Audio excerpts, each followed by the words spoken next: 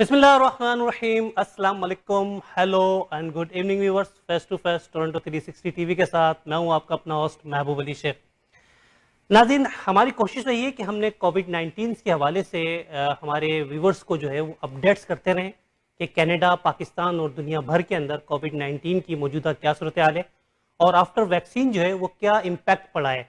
कुछ अच्छी खबरें भी आई हैं और कुछ सियासी तौर पर देखने में आया है कि सियासत भी इसमें इन्वॉल्व हो गई है। बहुत सारे कंट्री में बहुत सारी वैक्सीन के हवाले से हमें बहुत सारी चीज़ें जो है वो सामने आ रही हैं। आज हम कोशिश करेंगे कि अपने प्रोग्राम में कोविड 19 की पाकिस्तान में थर्ड वेव और कनाडा में जारी स्टे एट होम के ऑर्डर्स, वो एस्ट्राजेनिका वैक्सीन पर जो है वो कैनेडियन के खदशात और तहफ़्फ़ुज़ात भी हैं। इसके अलावा कोविड ने हमारी ज़िंदगी पर किस हद तक असरअंदाज होते हुए सीनियर्स को, हमारी यूथ को मुतासिर किया है, हम अपने एक्सपर्ट के साथ तबादला ख्याल करेंगे ताकि पता चले कि हमारे एक्सपर्ट्स जो हैं, जो मेडिकल के शोबे से वाबस्ता हैं, वो इस सिलसिले में क्या राय देते हैं। वेलकम करूंगा डॉक्टर जुल्फ़िकार बुस्टा साहब, chair in global child health and policy kids hospital. Professor doctor Naveed Syed साहब कैनेडियन न्यूरो साइंटिस्ट हैं, यूनिवर्सिटी ऑफ कैलगरी से वाबस्ता हैं। आज हमारे साथ जो है वो हमारे दो नए मेहमान मौजूद हैं। फेमस पीडियाट्रिशियन है जनाब डॉक्टर अख्तर हमीद साहब, प्रेसिडेंट है Canada Pakistan research development council के और स्कार्बो हेल्थ नेटवर्क हॉस्पिटल से वाबस्ता हैं। Sir welcome to you. और हमारे साथ मौजूद है डॉक्टर सैयद उजैर साहब, expert in human vaccine project management और इंटरनेशनल मेडिकल ग्रेजुएट है from king Edward medical university Lahore से। उजैर साहब वेलकम, एंड डॉक्टर साहब thank you so much for giving me this opportunity कि आज आप हमारे साथ मौजूद हैं। बहुत शुक्रिया महबूब भाई। डॉक्टर भुट्टा साहब, आपके साथ ही प्रोग्राम शुरू करूंगा। इस वक्त कोविड की थर्ड वेव नजर आई है पाकिस्तान के अंदर, खास तौर पे जो पंजाब की सूरत हाल है वो भी देखने को मिली। ग्लोबली तौर पे अगर आप देखें दुनिया के अंदर तो कोविड की थर्ड वेव के क्या असरात नजर आ रहे हैं और इसकी क्या सूरत हाल आएगी, आप क्या समझते हैं कि इसके अंदर हमें मजीद एहतियात बरतने की जरूरत है? बिलाशुबा और ये सिर्फ चीज पाकिस्तान तक या जिन ममालिक में ये कोविड के वेरिएंट्स आए हैं जिसकी वजह से ये तीसरी वेव शुरू हुई है, उनके अलावा सारी दुनिया में अब ये चीज देखी जा रही है। आज की जो खबरें हैं सुबह की, उसमें एक हिंदुस्तान में भी केसेस जो हैं वो बढ़ रहे हैं और खास तौर पर बड़े शहरों में जहाँ के ये इसकी ट्रैकिंग हो रही है वहां भी यही एक रुझान देखा जा रहा है। तो मुख्तसरन ये बता चलूं नाजरीन को कि ये तो थर्ड वेव है, इसका बराह रास्त ताल्लुक है वायरस में तगय्युर से। और ये वायरस ऐसा है जो कि जो खास इसको फॉलो कर रहे हैं वो ये कि वो वक्त गुजरने के साथ साथ इसकी जो वायरल जीनोम है उसमें तब्दीलियां ऐसी आ रही हैं जो कि एक नेचुरल होता है आरएनए वायरस में। तो ये भी नहीं है कि ये वायरस देख रहा है माहौल को कि कहाँ से मुझे निकलना है और कहाँ मुझे अपने आप में ये तगय्युर करना है कि मैं वैक्सीन से बच सकूं या दीगर दवाइयों से बच सकूं। एक नेचुरल सिस्टम है जो कि आरएनए वायरसेस में होता है। अब 3 वायरसेस ऐसे हैं जो कि की सब टाइप्स इस कोविड 19 बीमारी में और सार्स कोवी-2 वायरस में कि जो कि हमारे लिए दर्द सर बन गई हैं। एक तो बरतानिया से जो निकला है जिसका तिब्बी नाम जो है B117, वो इतनी तेजी से फैला है बरतानिया में कि आप समझ लें कि इस वक्त तकरीबन सारे जो कैंट के इलाके से निकला, इस वक्त 80-90% जो बरतानिया में केसेस हैं उस वायरस की वजह से हैं। और इसकी इतनी जल्दी दुनिया में इसका फैलाव हुआ है कि अब अमेरिका में भी कई जगहों पे ये 40-50, बाज़ जगह पे 60% बाज़ स्टेट्स में जो कोविड 19 के केसेस हैं वो इस वायरस से मुंसलिक हैं। पाकिस्तान ने हालांकि कई ममालिक की तरह हवाई सफर जो है बरतानिया से बंद कर दिया था, ताहम फिर भी इतने लोग आते जाते हैं कि इसका आना जो है वो नागुज़ीर था। और वही हुआ है कि गो के पाकिस्तान में इतनी ज्यादा अब हमारी जीनोटाइपिंग नहीं हो रही है, 5 जगहों पे हो रही है, इस्लामाबाद में, कराची में, लाहौर में देखा गया है। तो इस वक्त 3/4 तकरीबन 65% केसेस जो कि बड़े शहरों में, पंजाब में और हैं, वो इस वायरस से मुंसलिक हैं। और उसकी वजह जानने के लिए भी तरीका यही है कि जो लोग ट्रैवल करके आए बरतानिया से, वहीं क्लस्टर ज्यादा हैं इसके। सिंध में इसकी शरह तकरीबन 1/3 है। जो और ज्यादा परेशानी की बात बाज लोगों के लिए थी वो ये कि साउथ अफ्रीका में एक ऐसा वेरिएंट आया है जो कि ना सिर्फ तेजी से फैला है वहां, बल्कि वो वैक्सीन उस पर इतनी असरअंदाज नहीं हो रही। जो अभी तक वैक्सीन इस्तेमाल हुई हैं साउथ अफ्रीका में, बिलखसूस एस्ट्राजेनेका वैक्सीन, तभी साउथ अफ्रीका ने وہ ویکسین استعمال کرنا بند کر دی. اور آخری چیز میں یہ کہوں گا کہ ہمارے ہی علاقے میں یعنی کہ امریکاز میں برازیل ایک ایسا ملک ہے جہاں کہ آپ سمجھ لیں کہ آگ کی طرح یہ بیماری بھی پھیل رہی ہے, اور کئی ایسے لوگ ہیں بدقسمتی سے جن کو کہ دوسری مرتبہ یہ اس وائرل ویریئنٹ جس کو برازیل ویریئنٹ کہتے ہیں P2 ویریئنٹ, اس کی وجہ سے دوبارہ انفیکشن ہوئی ہے, اور یہ خاص طور پہ عمر رسیدہ افراد میں دیکھا گیا. تو تمام چیزوں کو سمیٹتے ہوئے یہ جو تھرڈ ویو ہے اس کا تعلق زیادہ تر وائرس میں تغیر کی وجہ سے ہے. نوید صاحب آپ کی طرف آؤں گا. ذوالفقار بھٹا صاحب نے کہا کہ 3 وائرس ایسے ہیں جس کی جو ہے وہ علامات بڑے خطرناک حد تک ہم نے دیکھا بڑھتی ہوئی نظر آئیں. ایک انہوں نے برطانیہ کا بتایا, دوسرا ساؤتھ افریقہ اور تیسرا برازیل. تو کینیڈا کے اندر بھی اس کے اثرات منتقل ہوئے ہیں کہ آپ سمجھ رہے ہیں کہ ہم نے جو خوفناک نتائج برآمد ہونے تھے ہم نے اس کو روک لیا ہے, جو ہم نے یہاں پر سیفٹی گائیڈز اور سیف گارڈ لگائے ہوئے اسٹے ایٹ ہوم کے آرڈرز کی وجہ سے؟ جی دیکھیے, بھٹا صاحب نے بڑی تفصیل کے ساتھ آپ بتایا کہ یہ میوٹیشنز تو نیچرل ہیں. اب دیکھیں جیسے آپ کا کامن کولڈ ہے, جو فلو کی ویکسینز ہیں وہ بھی 45 سے 50% ہی افیکٹو ہوتی ہیں, حالانکہ ہمیں اندازہ یہ ہوتا ہے کہ کون سے ویریئنٹ پوٹینشلی ہمارے پاس آ سکتے ہیں. تو دیکھیے اس ویکسینز کا بھی اگر ہم 50% بھی ٹارگٹ بنا لیں تو ہم سمجھتے ہیں کہ اس سے کافی ہمارا رکاو ہو جائے گا. میں یہ سمجھتا ہوں کہ کینیڈین گورنمنٹ کو بہت کریڈٹ جاتا ہے کہ جو انہوں نے ریسٹرکشنز, جو انہوں نے پالیسیز اور سوشل ڈسٹینسنگ کے رولز ہیں, چاہے وہ چرچ ہوں, مساجد ہوں یا پبلک ہوں, اس سے ہم نے کافی حد تک کنٹین کیا ہے. لیکن دیکھیے یہ ایسی چیز ہے اس سے ہم بچ نہیں سکتے. آپ کتنی بھی کوشش کر لیں, خدا نخواستہ کوئی ایک انفیکٹڈ شخص بھی آ جاتا ہے تو وہ پورے کے پورے علاقے کو, اپنے گروپ کو, کمیونٹی کو وہ انفیکٹ کر سکتا ہے. تو دیکھیے آپ احتیاطی تدابیر تو کر سکتے ہیں, ویکسین بھی آپ کو ایک ویپن ہے, لیکن آپ اس کو مکمل طور پہ جو ہے میں نہیں سمجھتا کہ ابھی ہم نے نہ کنٹرول پایا ہے نہ ہم اس پہ پا سکتے ہیں ابھی. ڈاکٹر افضل صاحب آپ کی طرف آؤں گا. کیا واقعی میں یہ علاماتیں جو بچوں میں بھی ہمیں نظر آ رہی ہیں بہت زیادہ, اور بچے بھی جو ہے وہ ڈپریشن کا شکار بھی ہو رہے ہیں, بہت ساری معاملات سامنے آ رہے ہیں, آپ سب اقدامات ہیں وہ صحیح طور پہ اپنائے گئے؟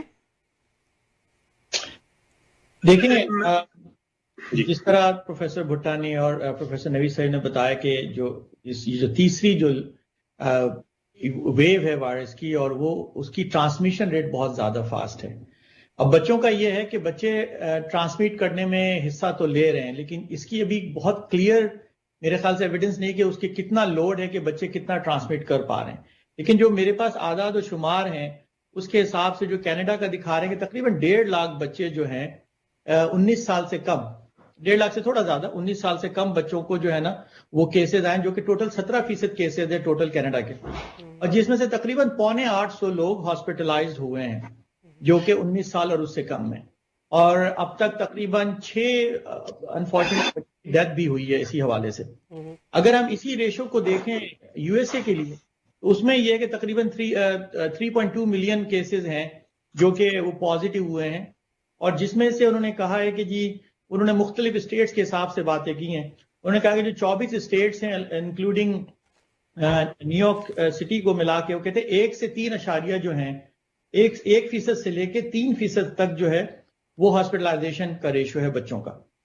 اب اگر آپ ان کو ملائیں تو یہ دیکھتے ہیں کہ ٹوٹل یو ایس اے کے اندر اوور آل جو ان کی ڈیتھ ریٹ یہ بتاتے ہیں وہ کہتے ہیں 0.19%, یا تو آپ سمجھیں کہ تقریباً 2 بچے پر 1000 پر ان کی ڈیتھ اوور آل پرسنٹیج میں دیکھا جائے. اگر آپ ان چیزوں کو دیکھیں اور اگر کینیڈا کے اسکول کے بارے میں دیکھیں کہ اسکول لوگوں نے بہت کھولے اور پھر بند بھی اسی طرح ہوئے, کیونکہ وہ یا تو اسٹاف میں پازیٹیو ہو رہا تھا یا پھر اسٹوڈنٹ میں خود پازیٹیو ہو رہا تھا. ایک اعداد و شمار میرے پاس کینیڈا کی ویب سائٹ سے ہے کہ تقریباً اب تک 10,800 کے قریب کیسز پازیٹیو ہوئے ہیں, جس میں سے تقریباً 8,500 کے قریب بچوں میں پازیٹیو ہے اور باقی جو ہے نا اساتذہ میں پازیٹیو ہے, جس کی وجہ سے بہت سارے اسکول کو بند بھی کیا گیا. بچوں کی جو سب سے بڑی مشکل یہ ہے کہ جب بچے گھر پر آتے ہیں نا تو ان کی وجہ سے یا تو جو ان کے گرینڈ پیرنٹس ہیں یا اور ایسے ایڈلٹس ہیں جو کہ ضعیف ہیں وہ تھوڑے سے زیادہ حساس ہوتے ہیں اس معاملے میں کہ بھئی وہ شاید لے لیں. لیکن ابھی تک بڑا کلیئر کسی نے, اگر میرے 2 سینئر موجود ہیں یہاں پہ, وہ بتا سکتے ہیں کہ بہت کلیئر انڈیکیشن نہیں ہے کہ بچے کس حساب سے یہ کیس کو ٹرانسمٹ کر رہے ہیں. زید صاحب آپ سے معلوم کرنا چاہوں گا میں ویکسینز کے حوالے سے بڑا زور و شور چلا، فائزر بھی میدان میں آئی، ایسٹرازینیکا بھی آئی ہے، موڈرنا بھی ہے، اس کے علاوہ چائنیز ویکسین بھی ہے. آپ کے خیال میں دنیا بھر میں جو ہے وہ اس وقت جو ویکسین استعمال ہو رہی ہے وہ کون سی ہے، اور کتنے لوگوں کو اب تک جو ہے وہ ویکسین کیا جا چکا ہے، اور اس سے کیا تحفظات لوگوں کے اور کیا خدشات ہیں؟ جی دیکھیں ویکسین کی محبوب بھائی بہت سی قسمیں ہیں. اس وقت تقریباً 14 ویکسین ایسی ہیں جن کو آتھورائز یا یہ اختیار دیا گیا ہے کہ وہ لوگوں کو لگانی چاہیے، اور تقریباً 400 ملین انجیکشن یا ویکسین کے ابھی تک 132 ممالک میں لگائے جا چکے ہیں. جس کی تفصیل چونکہ کمپیریزن بڑا انٹرسٹنگ ہوگا کہ اگر آپ دیکھیں کہ کینیڈا اور پاکستان دونوں میں کیا سچویشن ہے، تو ہم کینیڈا سے سٹارٹ لیتے ہیں. کینیڈا میں ابھی تک 3.36 ملین ڈوزز ویکسین کے دیے جا چکے ہیں، جس کو اگر ہم آسان طریقے سے سمجھانا چاہیں تو ہم کہہ سکتے ہیں کہ تقریباً ہر 100 میں سے 9 آدمیوں کو ایک ٹیکہ کم از کم لگ چکا ہے، اور اس کی جو لگانے کی روزانہ کی رفتار ہے وہ تقریباً 1,09,000 ڈیلی شاٹ لگائے جا رہے ہیں. اور اگر ہم اپنے پروونس اونٹاریو کی طرف آئیں تو یہاں پر 13 لاکھ کے لگ بھگ اس وقت ویکسین کے ڈوزز دیے جا چکے ہیں، اور تقریباً 9 لوگ 100 میں سے آلریڈی ایک نہ ایک ڈوز دے چکے ہیں. اور جو روزانہ لگانے کی رفتار ہے وہ 46,000 یعنی 46 یا 46,000 روزانہ ہے. اب اگر اس کو پاکستان کے ساتھ دیکھیں، ظاہر ہے پاکستان کی آبادی بہت زیادہ ہے، لیکن ابھی تک وہاں پر 4 لاکھ سے کم ویکسین لگائی جا چکی ہیں.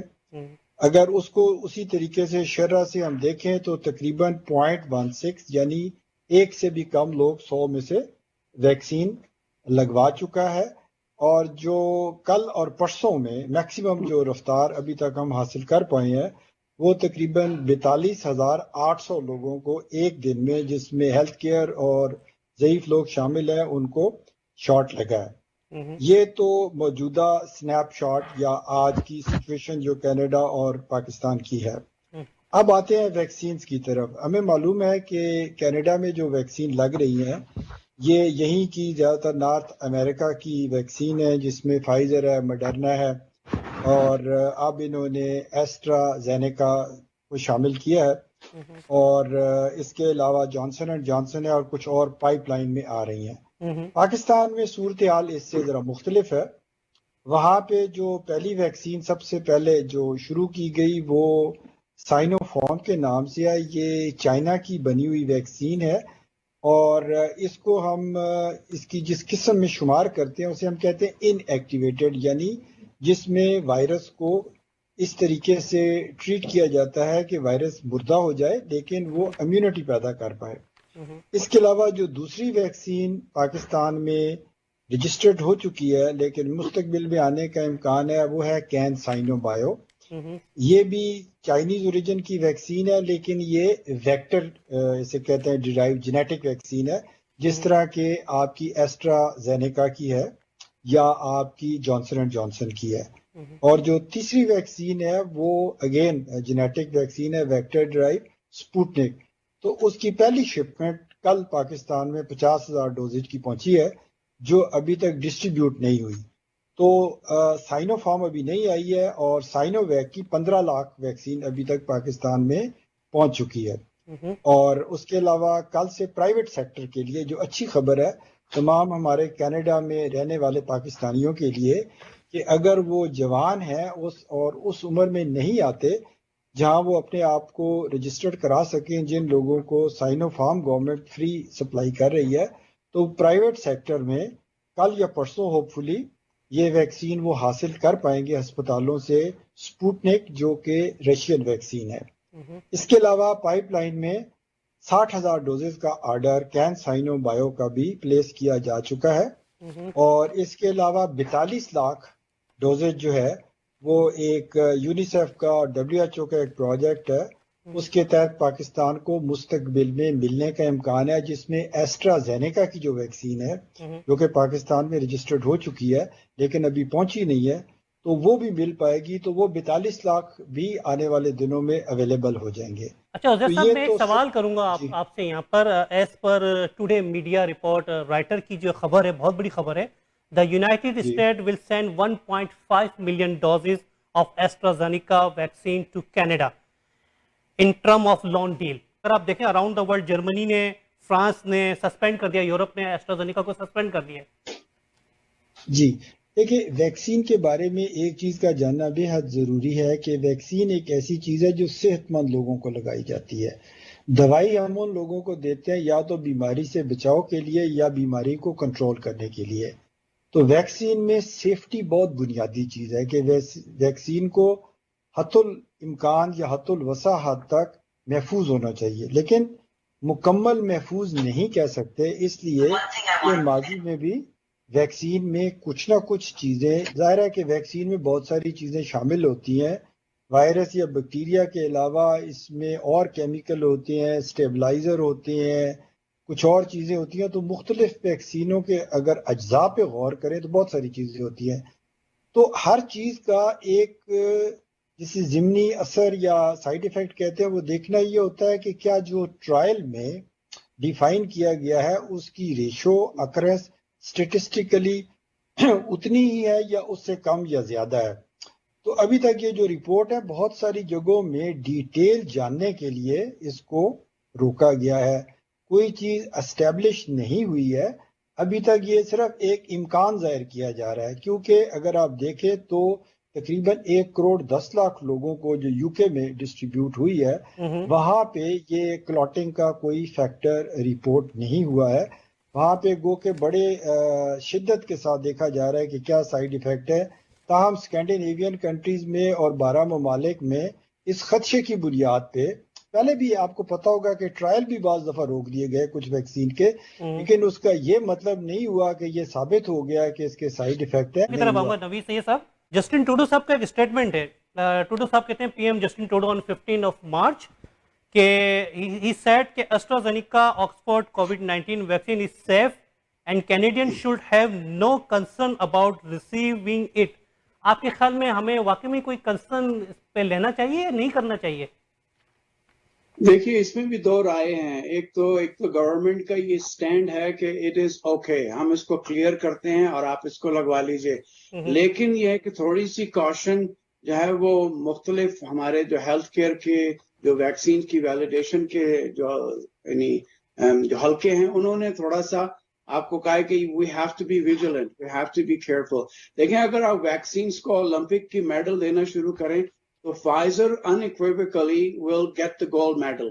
مڈرنا جو ہے آپ کو سلور میڈل، کیونکہ ان کی افیکٹونیس کی وجہ سے، اور یہ ویکسینز کیونکہ ان میں صرف جو ہے آپ کی شوگر ہے، واٹر ہے اور آپ کا سالٹ ہے، باقی تمام ویکسینز جو ہیں وہ کنونشنل طریقے سے بنائی گئی ہیں، تو ان کے اندر جو ہے آپ دیکھیے، جیسے ابھی عزیر بھائی نے کہا کہ اس میں پریزرویٹو بہت ہیں، اس کے علاوہ اس میں ایڈجوونٹس ڈالے ہوئے ہیں ان کی ایفیکیسی کو انہانس کرنے کے لیے، اور کچھ لوگوں کا یہ بھی کہنا ہے کہ اس میں 50 نینو گرامز پر مل آف مرکری بھی ایڈ کی جاتی ہے تاکہ انفیکشن اور بیکٹیریل جو ہے نا اس میں انوکولیشن نہ ہو۔ تو اس میں بہت سے ایسی چیزیں ایڈ ہوئی ہوتی ہیں جن سے مختلف لوگ مختلف طریقے سے ریئیکٹ کرتے ہیں۔ اب دیکھیے کہ یعنی بات خالی پلمونری ایمبولزم کی ہو رہی ہے کہ کلاٹ بن جاتے ہیں، اور کلاٹ کی وجہ یہ بھی ہو سکتی ہے کہ آپ کا اپنا امیون سسٹم اس پرٹیکولر یعنی جو ان ایکٹیویٹڈ آپ کے وائرسز ہیں ان کے ساتھ وہ ایسے ریئیکٹ کرتا ہے کہ جس کی وجہ سے آپ کا امیون سسٹم وہ ٹریگر کر سکتا ہے کہ ایمبولزم کریٹ ہو جائے۔ لیکن دیکھیے وہاں پہ بیلز پالیسی کے symptoms, D V T, transverse mellitus, یہ بھی لوگوں نے انڈیکیشن دی ہیں گریٹ برٹن میں خاص طور پہ کہ these are some of the indications that have been observed in some people who have actually received that particular vaccine۔ تو اب وہ ایک بیچ ہو، کسی ایک جگہ سے ہو، اس میں اگر کسی نے کوئی بھی کسی قسم کی وجہ سے کوئی بھی ایسا پریزرویٹو یا کوئی ایسے ایکسٹرا چیز ایڈ کر دی جس کی وجہ سے ٹاکسیسٹی اس میں بڑھ گئی، तो that is still limited with in the Europe. Canada में कोई ऐसा केस नहीं हुआ, मगर आप देखिए कि हमारी भी इनॉकुलेशन बहुत ही कम हुई है और हमने उन लोगों में की है कि they are well determined potential candidates for vaccination. So the jury is still out. I think, you know, अल्लाह करे कि हमें इन्हीं तहफ़्फ़ुज़ मिले और ऐसा ही हो, लेकिन यह है कि we cannot let our guards down, क्योंकि बिजनेस तो इन कंपनियों का है. They will sell you the products. और फिर देखिए कोई भी वैक्सीन हो, अब ये 4th क्लिनिकल ट्रायल चल रही हैं. जब मैस इनॉकुलेशन के बाद से आपको मालूम होगा कि इसकी एफिकेसी क्या थी और साइड इफेक्ट्स क्या हैं. जुल्फिकार भुट्टो साहब, आपसे मालूम करना चाहूँगा कि 200 मिलियन वैक्सीन मेरे ख्याल में पाकिस्तान के लिए ज़रूरत है, 200 मिलियन वैक्सीन की, और जो है वो चाइना से भी कुछ 5 लाख वैक्सीन आ चुकी हैं. एक मुहतात अंदाजे के तहत पाकिस्तान में 8 से 10 माह में PCR टेस्ट पर $150 मिलियन खर्च किए गए हैं. आपके ख्याल में ये $150 मिलियन जो हमने PCR टेस्ट पर खर्च कर रहे हैं, क्या हम वैक्सीन नहीं बना सकते थे इस पे पाकिस्तान में? देखें, ये तो लंबी दास्तान है कि हम वैक्सीन बना सकते थे या हमें वैक्सीन आज से पहले बनाने के लिए वो माहौल क्रिएट करना चाहिए था जिसमें प्राइवेट सेक्टर भी और हमारे तहकीकी इदारे भी, यूनिवर्सिटियां भी उसमें पनप सकें और इस पोजीशन तक पहुंच सकें कि हुकूमत के ऐलान के बाद अभी तक काफी इसमें तब्दीली या तरक्की आ चुकी है. ये लंबी दास्तान है कि इस पे क्यों नहीं हुआ, मगर लुबे-लुबाब ये है कि पाकिस्तान अभी तक वैक्सीन डेवलपमेंट में इन्वेस्टमेंट नहीं कर सका, जिसकी वजह से हम, जिस तरह भी एक रीसेंट रिपोर्ट में भी कहा गया कि हम भिखारियों की सफ में शामिल हुए हैं, पड़े हुए हैं कि हमें कोवैक्स की तरफ से वैक्सीन मिल जाए. और किसी भी पुरफकर कम्युनिटी में और किसी कहते हैं सेल्फ रिस्पेक्टिंग कौम में इस तरह की सिचुएशन दोबारा नहीं होनी चाहिए. तो ये मेरे ख्याल में एक लम्हा फिक्रिया है हमारे अरबाब इक़्तिदार के लिए कि अगर आप इसमें इन्वेस्टमेंट नहीं करेंगे तो आगे जाके ये सूरत हाल दोबारा भी हो सकती है. आज से 15-20 साल उज़ैर को याद होगा, हमारी एक वैक्सीन डेवलपमेंट टास्क फोर्स ने कहा था कि जी ये आपके लिए एक नेशनल सिक्योरिटी की का इशू है, क्योंकि आज तो आप आउटब्रेक के लिए वैक्सीन दे रहे हैं ना. अगर मैं आपको ये बताऊं महबूब भाई कि हमारी तकरीबन 100% इस वक्त जो बच्चों की हिफाजती टीकों की के हिसाब किताब है वो आप गावी की सपोर्ट पे इक्तफा कर रहे हैं और आप वैक्सीन भी वहीं से लेकर आते हैं. आपके अपने मुल्क में जो थोड़ी बहुत कैपेसिटी थी वैक्सीन डेवलपमेंट तो एक तरफ रह गई, वैक्सीन रिपैकेजिंग की वो भी काफी हद तक कम हो गई. तो हमें इस पर काफी काम करना है. ये बड़ी लंबी बहस है, दोबारा बात करेंगे. मैं डॉक्टर ये आपके सवाल का जवाब कि डायग्नोस्टिक्स पे हमें पैसा स्पेंड करना चाहिए था, हमें बिल्कुल स्पेंड करना चाहिए था डायग्नोस्टिक्स पे, मगर हमें $150 मिलियन इस वास्ते स्पेंड करना पड़ा कि हमारे यहाँ डायग्नोस्टिक्स बनती नहीं है. जब आप तमाम चीजें इंपोर्ट कर रहे होंगे तो आपको प्रॉफिट देना पड़ेगा मिडलमैन को और कंपनियों को. तो ये आंखें खोलने वाली बात है कि जो चीज $1 में बन सकती है पाकिस्तान में, अगर उसके लिए $100 दे रहे हैं बाहर से लाने के लिए, तो यू आर इम्पोर्ट डिपेंडेंट. और एक भी किसी भी कहते हैं ना गयूर कौम के लिए ये जरा जरूरी है कि आप अपने पैर पर खड़े हो. जब आप एटम बम बना सकते हैं, जब तो आप वैक्सीन क्यों नहीं, तहफ़्फ़ुज़ के लिए ये चीजें कर सकते हैं, तो ये तो बहुत छोटी चीज है. सही बात करें. डॉक्टर अख्तर साहब, आपकी तरफ आऊंगा मैं. हमारी यूथ के ऊपर, तो हमारी यूथ किस हद तक मुतासिर हुई है, मेंटल इश्यूज किस हद तक आए, खासतौर पर कनाडा के अंदर, आप हमें बताएं. ये तो है कि इस पेंडेमिक ने हमें बहुत सारी जहां और चीज़ों को सोचने का मौका दिया, हमारे बच्चों ने भी बहुत सारे पेरेंट्स की आंखें खोली हैं, क्योंकि हम क्या देख रहे हैं कि मेंटल इलनेसेस थोड़े से राइज हो गए हैं और उसके अलावा ईटिंग डिसऑर्डर के केसेस भी राइज हो गए हैं. लेकिन मैं आपको बताऊं कि आजकल इमरजेंसी डिपार्टमेंट में पेरेंट्स अपने बच्चों को लेकर आ रहे हैं और वो कुछ सिम्टम्स बताते हैं, कहते हैं हमने इससे पहले नहीं देखा. वो कहते हैं हमने इसलिए नहीं देखा, या तो बच्चा स्कूल में होता था या घर आ रहा तो ट्यूशन में जा रहा है या खेलने जा रहा है, तो माँ बापों को मौका नहीं मिला कि वो उस बिहेवियर को या उस चीज को ऑब्जर्व कर सके. जबकि अब बच्चे घर पर हैं तो वो सारी चीजें माँ बाप के सामने आ रही हैं. और उसके अलावा पेंडेमिक का अपना एक असर है, जिसकी वजह से खास तौर पर जो एडोलेसेंट्स हैं, टीनेजर्स हैं, वो या तो ज्यादा आइसोलेट हो गए या फिर उन्होंने जो है अपनी कम्युनिकेशन उनकी काफी महदूद हो गई है. लेकिन साथ साथ जो है आप ये देखें कि जो ये मेंटल इलनेसेस है, खास तौर पे एंजाइटी से है, स्लीप से है, کنسنٹریشن کا مسئلہ ہو رہا ہے. اور خاص طور پہ جو یہ اسکول اب آن لائن اٹینڈ کر رہے ہیں بچے, ایک تو وہ ماحول نہیں ہے تعلیم و تربیت کا, اس کی وجہ سے ان کا کنسنٹریشن اسپین بھی خراب ہو رہا ہے, اور وہ ایک طرح سے میں یہ لفظ استعمال تو نہیں کروں, ڈپریس ہو رہے ہیں, لیکن ڈپریشن کی حد تک وہ جا رہے ہیں کہ وہ ان سب چیزوں کو اب برداشت نہیں کر رہے ہیں. تقریباً 1 سال ہو گیا, حالانکہ آپشنز ہیں ہمارے پاس کہ یا تو آپ بچوں کو اسکول بھیجیں یا آن لائن دیں. جو بچے آن لائن لیتے ہیں ساتھ, ان کے ساتھ تو یہ چیزیں ہو رہی ہیں. اور ہمارے ایمرجنسی ڈپارٹمنٹ میں ہمیں ایک عجیب سی چیزیں ملتی ہیں. آج ہی ہم ایک ایٹنگ ڈس آرڈر پہ ایک پروگرام کر رہے تھے, اور ہم نے اس میں یہ سنا, ہمارے سینئرز نے کہا کہ جی ایٹنگ ڈس آرڈر خاص طور پہ آن دا رائز ہے, نہ صرف کینیڈا میں بلکہ آسٹریلیا میں اور دوسرے ممالک میں یورپ کے یہ چیزیں بڑھ رہی ہیں. اور یہ ایک پینڈیمک کی ون آف دی آپ کہہ سکتے ہیں کہ اس کا سائیڈ افیکٹ کے طور پر آ رہا ہے. بچوں کے حوالے سے بھی کوئی ویکسین جو ہے وہ دریافت ہوئی ہے کہ خاص طور پہ بچوں کے لیے مختص کی گئی ہو؟ دیکھیں ابھی تک جو فائزر نے جو ویکسین شروع کی ہے اس کے لیے تو آلریڈی ٹیسٹڈ ہے 16 سال سے اوپر کے لیے. لیکن موڈرنا نے ابھی ریسنٹلی شروع کیا ہے ویکسینیشن ایک ٹرائل, فیز 2 اور فیز 3 ٹرائل کے, اس کا نام ہے کٹ کوف کے نام سے, جو کہ 6 مہینے سے لے کے 12 سال سے کم عمر بچوں کے اوپر وہ ٹرائل کی جا رہی ہے. اس میں U S and Canada participate کر رہا ہے. اس کے علاوہ جو تھوڑے سے ڈالسنس کے اوپر ہیں جس کا نام رکھا ہے بریجنگ ٹرائل, اس کی بھی ٹرائل چل رہی ہے. لیکن ابھی اگر ہم کسی بچے کو لگا سکتے ہیں تو فائزر ہے جو 16 سال اور اس سے اوپر کے لیے آلریڈی وہ ٹیسٹڈ ہے. لیکن یہ جو چیزیں پائپ لائن پہ ہیں اور مختلف جو کمپنیز ہیں وہ ان سب چیزوں کو دیکھ رہی ہے کہ ہم اس کو کس طرح کریں. ایون فائزر بھی 12 سے 15 سال کے درمیان کے بچوں کے لیے بھی ویکسینیشن کے ٹرائل شروع کر چکے ہیں. ہمارا فائنل سیگمنٹ ہے, ریپڈ فائر ہے. میں چاہوں گا ڈاکٹر عزیر صاحب کے ساتھ شروع کروں. کوئک مجھے جو ہے وہ آنسر دیجیے گا ڈاکٹر عزیر صاحب. if I get vaccinated, will I be resistant? دیکھیں جو ان کے کلینکل پوائنٹ ہیں جو ٹرائل ہوئے ہیں اس میں دیکھا یہ گیا ہے کہ ویکسین لگوانے کے بعد آپ ہاسپٹل میں یا زیادہ جسے کہتے ہیں شدید یا انٹینسو قسم کی بیماری میں مبتلا نہیں ہوں گے.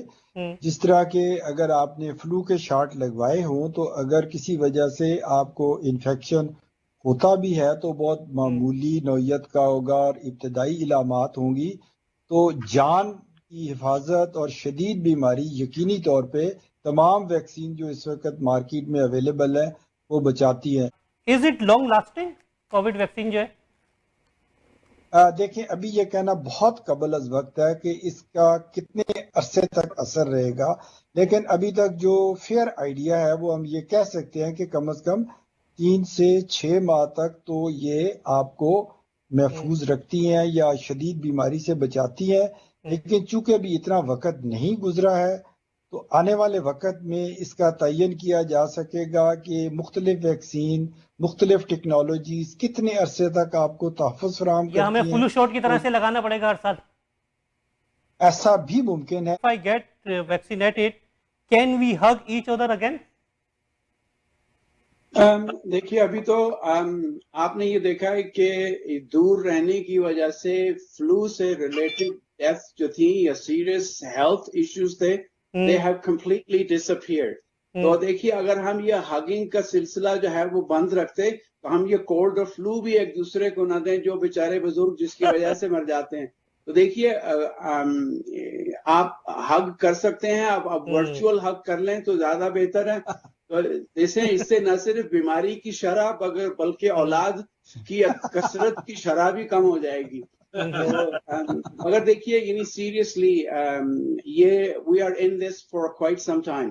اس میں یہ نہیں ہے کہ اگر آپ کو ویکسین مل گئی, کیونکہ دیکھیں ویکسین کی طرح سے جیسے زہر بھائی نے کہا کہ 6, 8, 9 months کا آپ کو ہے تو ہر سیزن میں آپ کو اس کو لگوانی پڑے گی.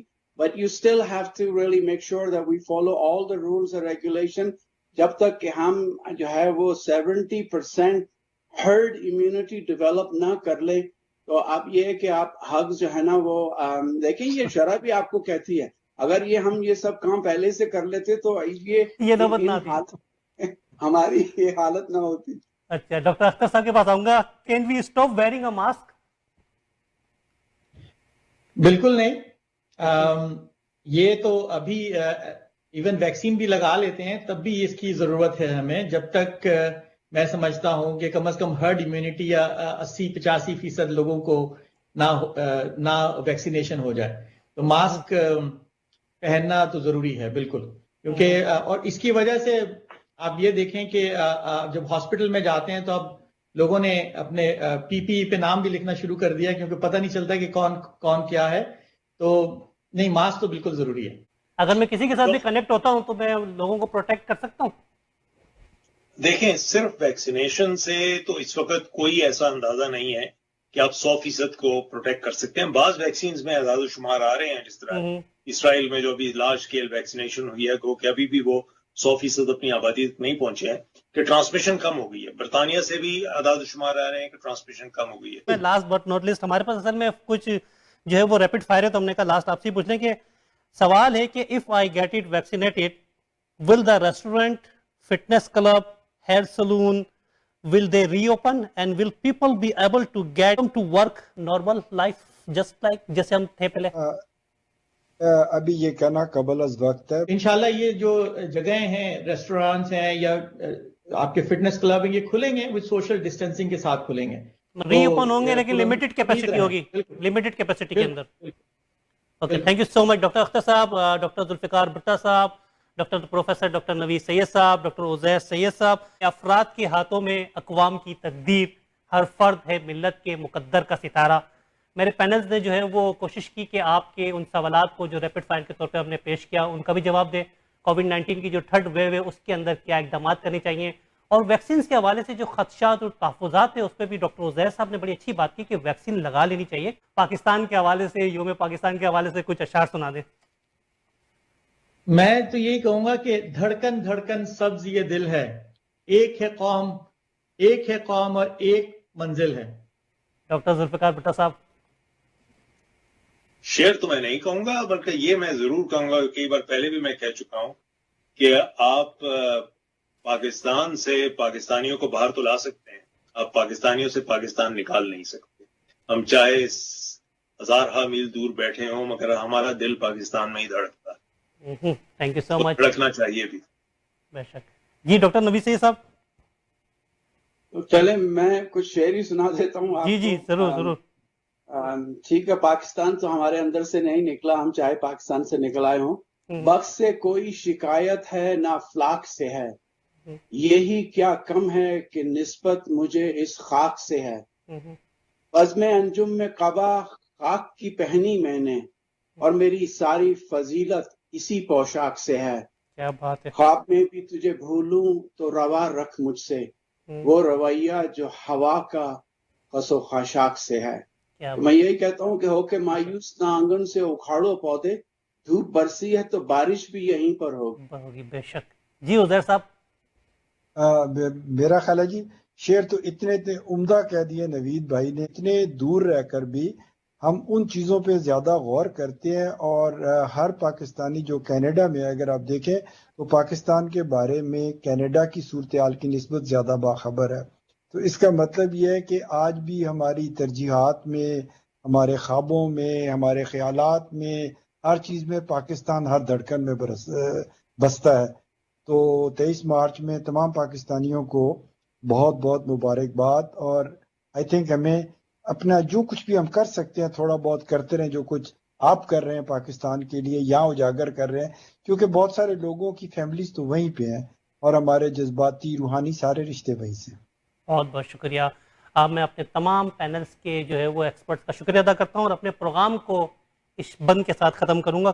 پوچھ لو گزرے سالوں سے، تاریخ یہ تم سے کہتی ہے، پاکستانی ٹھان لے جب مشکل مشکل کب رہتی ہے، دھڑکن دھڑکن سبز یہ دل ہے، ایک ہی قوم ایک منزل ہے. بہت بہت شکریہ. پاکستان کینیڈا زندہ باد ہے.